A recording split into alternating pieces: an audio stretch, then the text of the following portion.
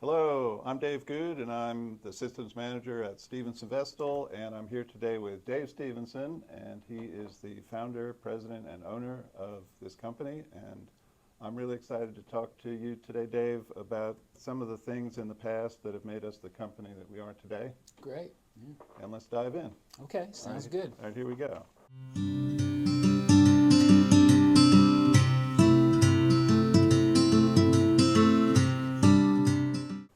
Let's talk about the guiding principles. You wrote these out a long time ago, and they're still on our website. There they are, proudly on our About page of our website. And if I had to summarize one of the most important takeaways that you wrote out, I would just sort of say it's do the right thing. And I'm wondering if you can tell us how you think our customers have felt and known that is an underlying principle here, because I think it really has come true. I think we're a company that does try to do the right thing for our customers. How do you think our customers feel that? Well, I think they feel that pretty intensively. I mean, we always look out for them. We bend over backwards to make sure they're satisfied. In our world, the custom world, the products are a unique, one-of-a-kind product, and right. So there's every product has to have its own blueprint, basically, for how to make it, and that means there's an intensity of communication which has to occur, and an accuracy, and inevitably sometimes there's a miscommunication, and it's a pretty low percentage of the time, That's right. We measure that. We feel pretty good about our track record with that. We work hard. Yeah, on that. We do. We track it every week and see what we've done right and wrong, and when those occur, we make sure that the customer understands that we're going to stand behind the product and get it right, and we'll rework it if necessary, or pay for whatever it takes to get the product right. And I think all of our customers know that they don't feel like we don't have their back, so that's a very important thing. The way I'm proud of our statements. It started out as one. The guiding principles. The guiding principles, yeah. Yes. I think they all originated when. During the Tylenol scare, if I remember correctly, Johnson & Johnson had gone through the very tough time with, I guess some Tylenol had been poisoned, and this was many years ago. And I read about how the Johnson family had written up this guiding principle for them, and it was very impressive, and it helped. It was stated by the CEO that it helped guide them through that crisis, and I was impressed by that. And so I decided to write up our own guiding principle, and that morphed over the years into 3 guiding principles. And but I'm proud of that. We have a mission statement, a goal statement, and a value statement, and I think a written word helps guide you through good times and tough times. So I really embrace them. That's a great answer. I love that. Let's talk about something else. You and Bill Vestal, in 1985, you purchased a small wholesale and retail workroom named Smith Draperies. Soon after that, and that was right down the road here in Burlington, and soon after that you renamed the business Stevenson Vestal, and not too many years later you built this modern manufacturing facility that we're sitting in here. We're still occupying and doing work here. And I'm wondering if you foresaw, what kind of benefits you were trying to bring to customers. How would a customer feel the benefits of us having these nice, spacious accommodations?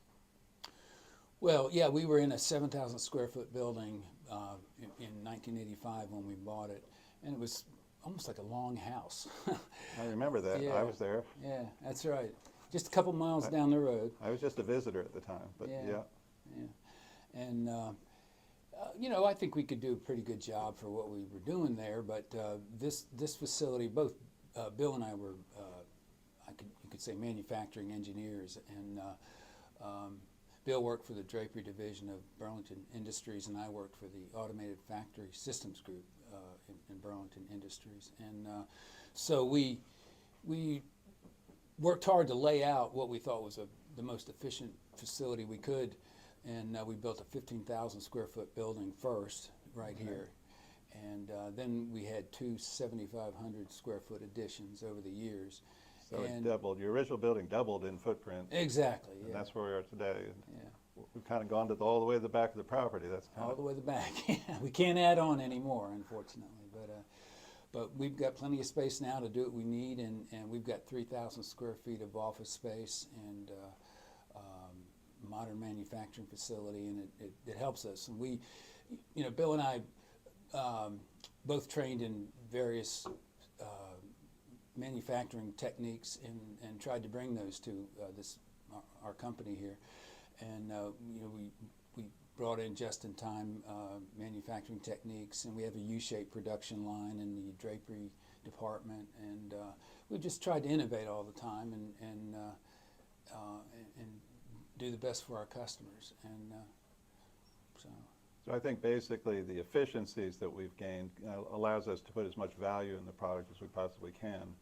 I know that we are a company that is trying to race to the top in quality, but at the same time we're trying to add as much value as we can and use efficiencies so that we can really deliver a product that is recognized as that is worth every penny I paid. That is something I really wanted. I know our customers crave the products that we make, and I think that's a blessing for us. And I think a lot of that is the starting point.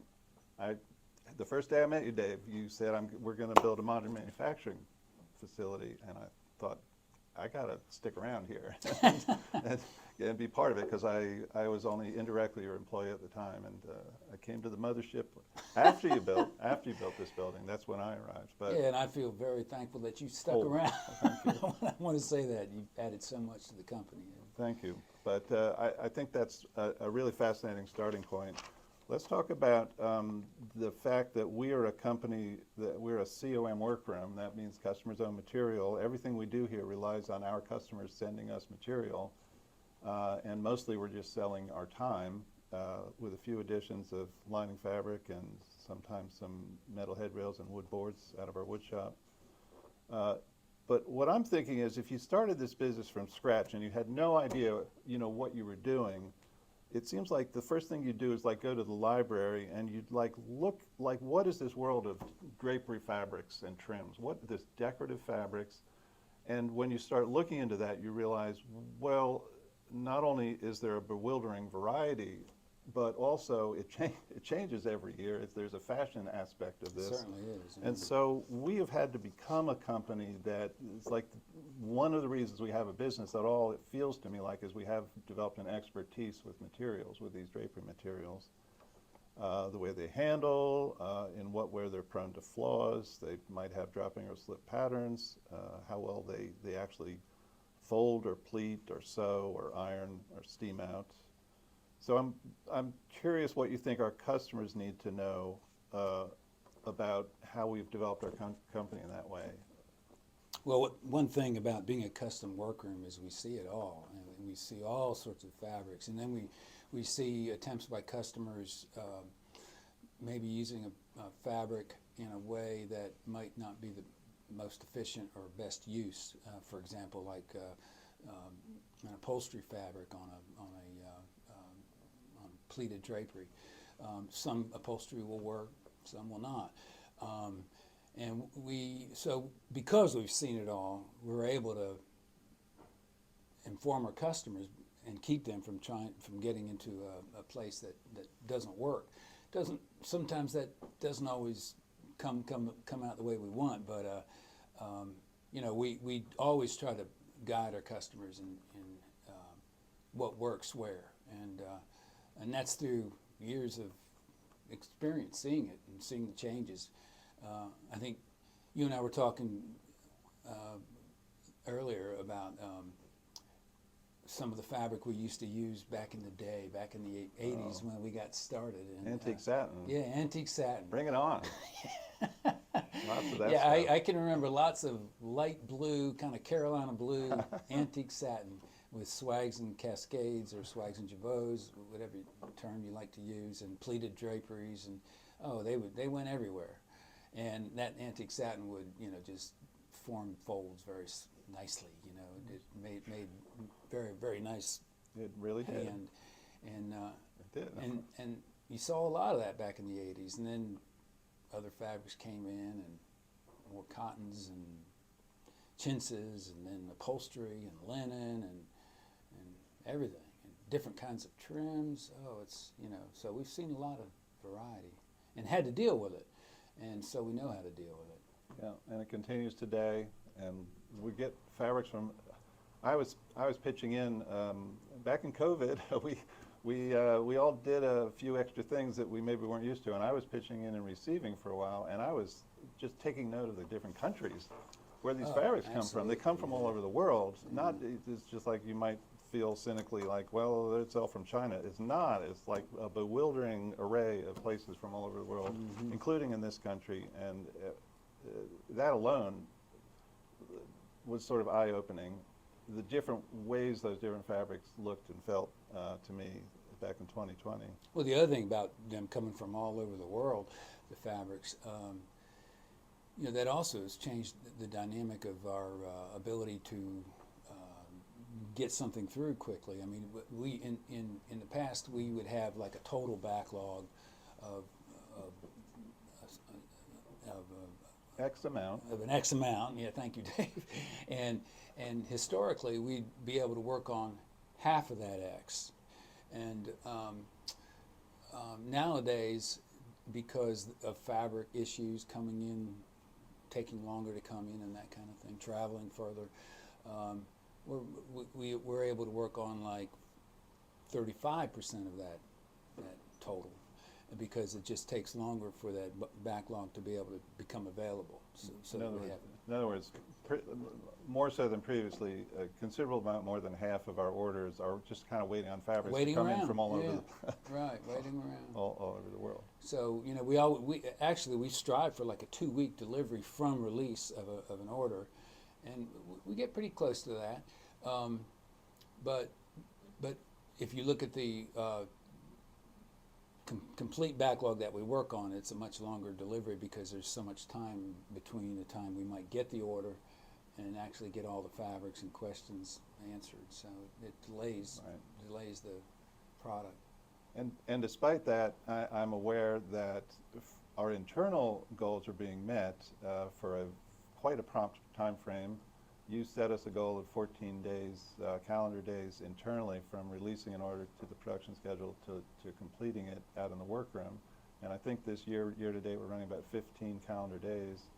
So we're ready to go, and we're benefiting That's a good way to put it. from all these efficiencies. Yeah. And we're doing our workroom manager Mary does magic, and I don't know how she does it, but she and we're keeping everyone happy out there too. But that's an interesting contrast. 15 days is deceptive. Because it's when we've got everything ready, we've got everything in hand, it's all ready to go until we've got a finished product that's sitting over in our shipping department, and there's these time frames on either side. That's right. So don't get too excited, customers. But oh no, what did I say? No, seriously, just to be serious about it.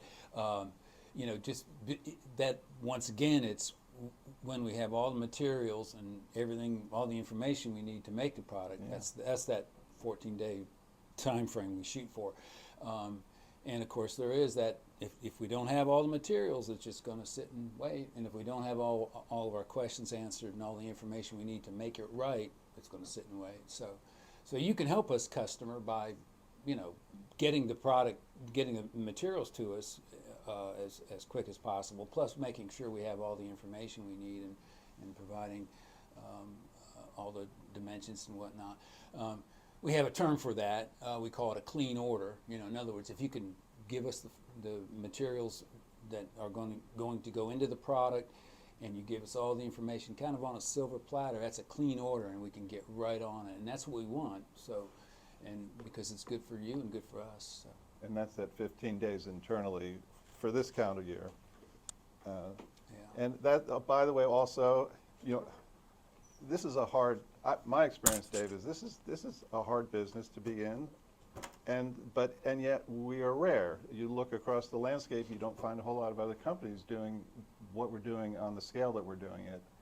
But I was going to say the 15 days, that's an average, and we do have different departments of folks out there in the workroom, and they are running each on their own schedule. And your results, your mileage may vary, but that is still a true statistic on average for a company on this sort of internal thing that's going on. Let me ask you a related question, because it's also about receiving, and we'll move on to other stuff in a moment. But another thing I'm fascinated by is that we, RCOM workroom, we also have to do this thing where we have to match the orders to the materials. And what I'm wondering is, when you created our first version, you were the one, I guess I want to get this point out, you were the one that created our first database, and we're still living the legacy of that. We've moved to a different platform, but all of the original information from your original Helix was the name of the database. We sort of ported it over, and we're still benefiting from the sort of structure that you created. I don't know how you did that, but the question I want to ask is less of a technical one. Just that when you created the database, and I think about the processes we have, it starts in our receiving department, and the first thing the database has to assist with is how can it help us to recognize that this material that we just got goes with this particular quote that we might have quoted a month earlier, or with this order that came in separately from the material. And what I think has happened is that we have become really good at that. That's another sort of foundational reason we have a business, is because we're good at this matching game, and especially it's become more so, especially because what's the environment we're in now, folks are drop shipping almost exclusively. Like in the old days, there'd be a fabric store, and customer would go in and they'd roll off 15 yards of fabric, and they say, we're going to send this to the workroom, and they'd wrap it on a cardboard tube, and they'd write out the paperwork order, and they'd put it in the tube, and they'd hand it off to us. They'd be sending it to us in that form. These days, there's so much drop shipping, and we communicate by email, and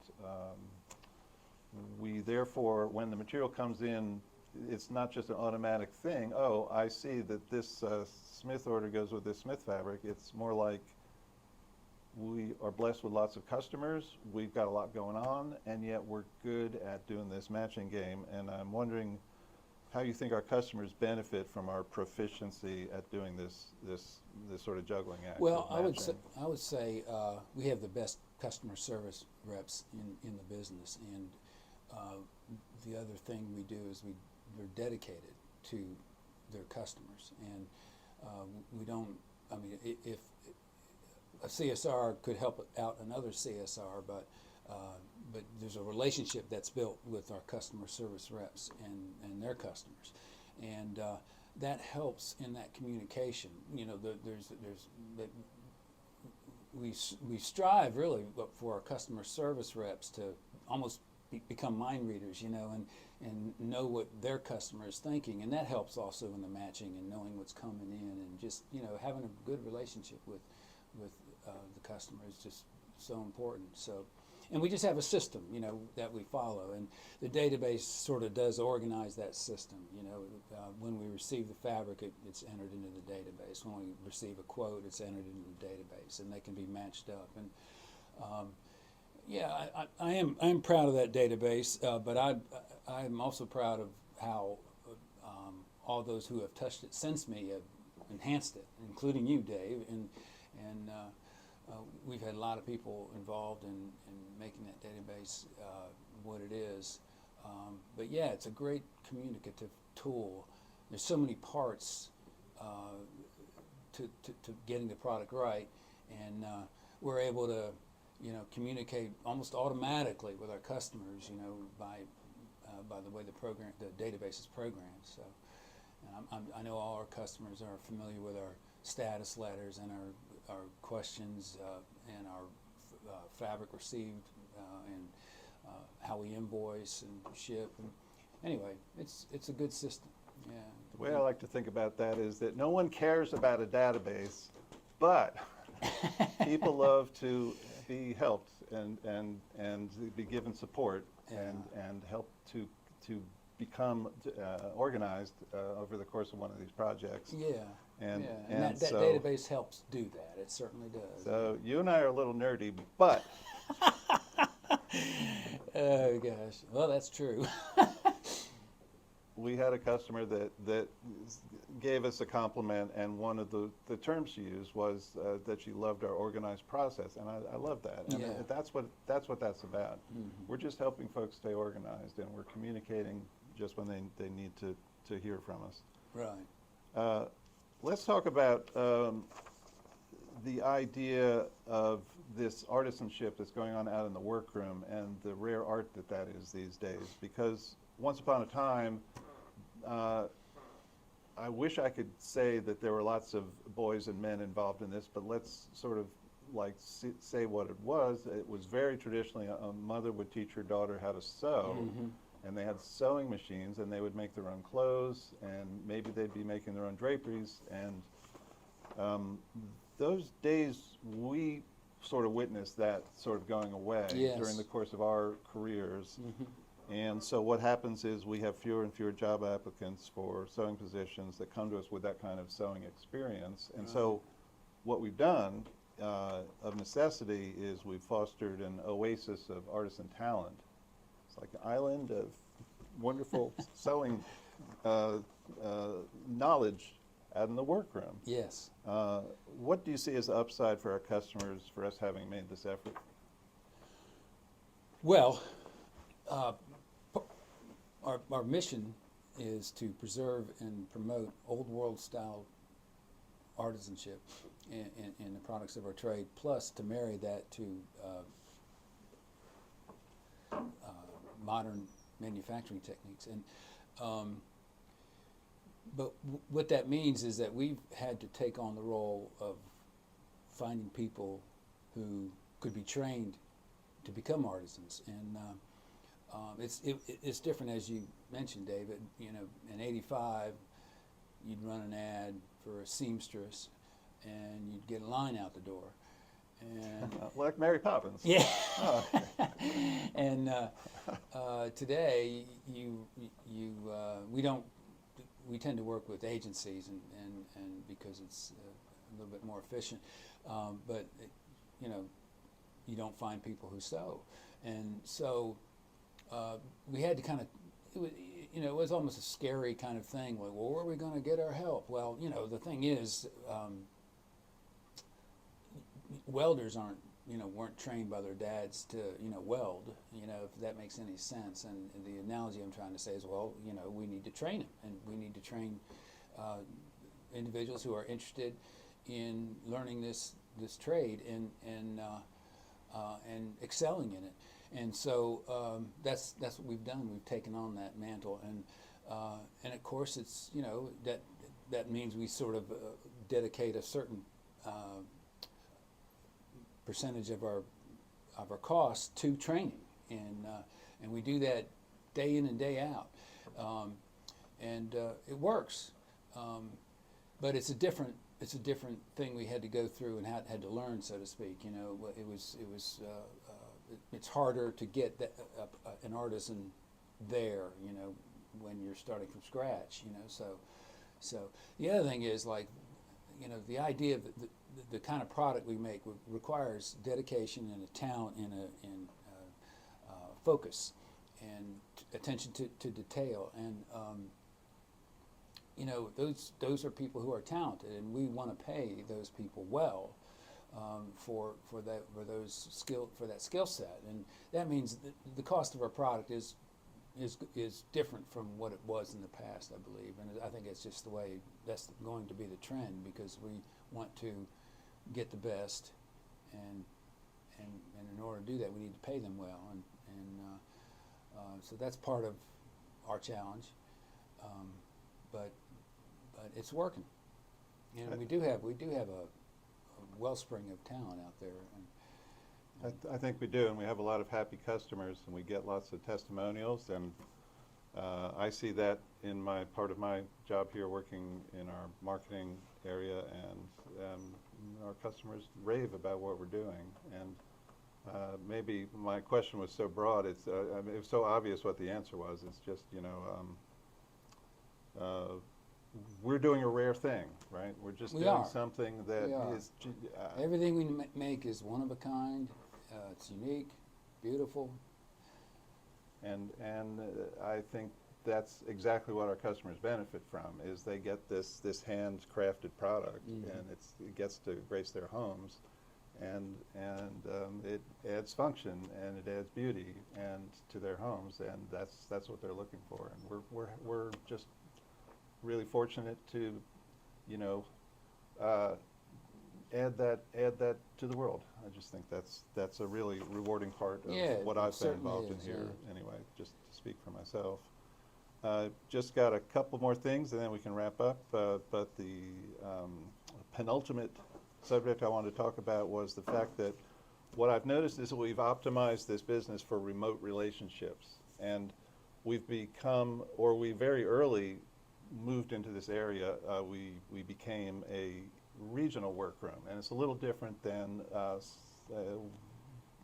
what you might call a local workroom, where more typically someone would walk down the street and walk in the door, and here's my fabric, and I can talk to you face to face.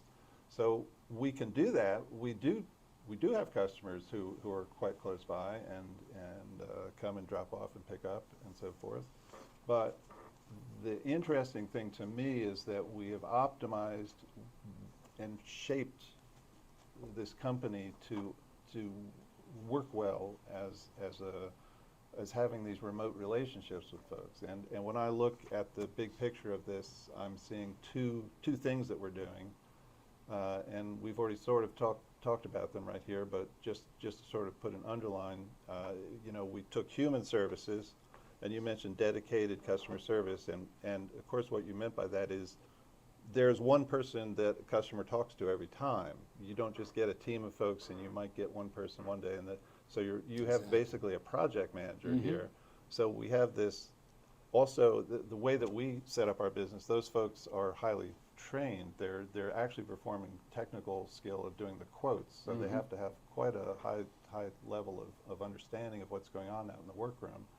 Human services plus these automated services that no one cares about. I know it's geeky, I know, but this support system that is enabled by our database is what it is, and we've put these two things together, and so we understand from our customers who talk to us about this that it feels similar to having somebody right down the street. Our customer service folks can roam around in the workroom and take pictures and videos. Our systems are touching our customers. I like to think of this company as a communications company attached to an artisanship company, because that's the way this has worked for us. That's the way we've become a regional workroom that have customers up and down the East Coast, from Kennebunk, Maine to Naples, Florida, and out into the Midwest, and in our addressable area that we're shipping to, where folks think it's reasonable to have a couple of days of ship time on either end, and we've been really lucky that way. And I'm wondering if you had thoughts about that aspect of things, and how you think that these things, I'd like to just hear your thoughts. I'm saying words, but I'd love to hear your thoughts about just our human services and our automated processes. Yeah, well, it was a transformative kind of thing, because when Bill and I first bought the business in 1985, I would say we were probably doing 60% retail, which means local, in central North Carolina work, and the rest was maybe wholesale. Now, over time, when we bought the business, we continued that at first, but Bill and I both were sort of not. Our strength was more in manufacturing, we thought. So we did do retail for a little bit, and eventually shut that down and just focused on manufacturing. So that was part of step one right there. Was now we're not just doing a house in Alamance County. We're doing projects for an interior designer over and over and over, and that enables you to build that relationship. So and then just the idea of when you call in as a customer, you're going to talk to your customer service rep, not the one you've been talking to for the whole relationship, and so you build that connection, and it works. And then also when it comes to because the database has so many communication tools built within it, that kind of shortens the how do you put it? It makes it feel closer. It's not like we're far away. So I can, as a personal aside, the whole world has become more communicative in a lot of ways. And sure. just a personal side, my son lives in Denmark, and yet he doesn't feel that far away because we're able to FaceTime. So there's all sorts of communication things that have improved and we've embraced, and then of course we've done things like really engineer how we package. We want to make sure it used to be if we're doing something local, well, you just carry the drapes over and install them. Or a local customer would just come pick them up. Well, now everything is UPS'd or shipped out by UPS, and we work really hard to make sure that product's going to get to you in a great fashion. And so that has transformed over time and enabled us to be that regional workroom. Yeah. All right, last question. You're almost done. You're doing great. All right, here we go.